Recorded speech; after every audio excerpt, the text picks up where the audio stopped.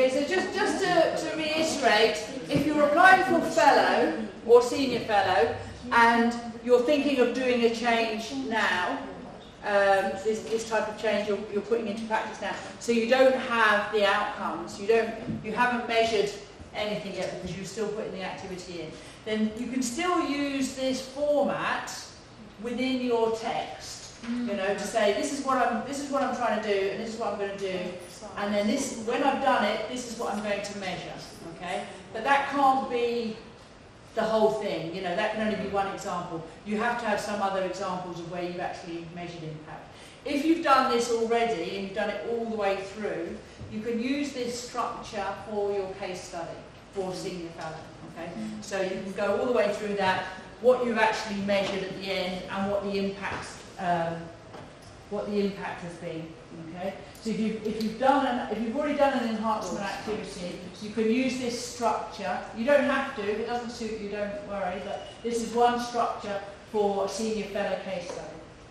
Okay, demonstrating what you've done. So this document is on the virtual learning environment, so you can just use that to add in. Okay, but if you're just looking at enhancing your practice now, then you've only got to this first part.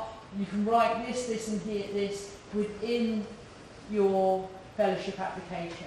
But you know that can't be a huge thing because you haven't found the impact. There's no evidence that it works. Yeah. But you can still use it as an example of how you're reflecting and changing your practice. Okay?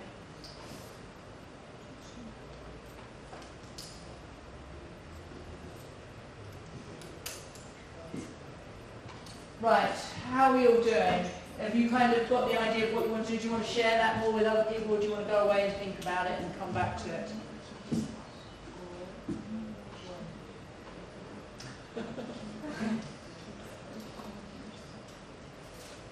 I have a question. Yeah. So,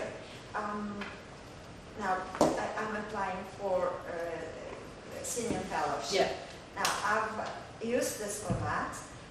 But instead of using my very personal teaching experience, I included here in the same format something I just included this. 15 years ago, because of my administrative position, I managed to include humanities courses as a MS course to the university. Mm-hmm. All the departments have to take 2 humanities courses. Mm-hmm. This can be Faculty of Fine Arts or Sciences, Engineering. And of course, it was very difficult to manage this. Mm-hmm. And later on, I just evaluated the outcomes. I talked to the heads of departments and the deans. And so still, I'm busy on the outcomes of this project. Yes. Yeah. And out of this project, for example, I just photocopied the exam papers of some engineering students, because mostly the engineering faculty and the economics, the faculty of economics, they were against this project. Yes, yes. And I myself taught some of these humanities courses, and I collected the papers of engineer candidates and the others, and I showed the head of departments the weaknesses of these students. So I wrote down all this experience. Yes.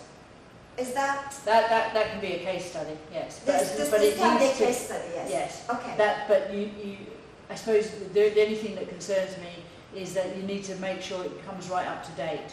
So how is that informing what you're currently doing? So you can draw on this experience coming back, but how's that impacting on what you're doing now? So if the project finished, if the project's still going on, that's fine. Now the project is going on with a component of this course, cultural theory. Right, Now, yeah. I could manage to add as a math course to all the departments cultural theory.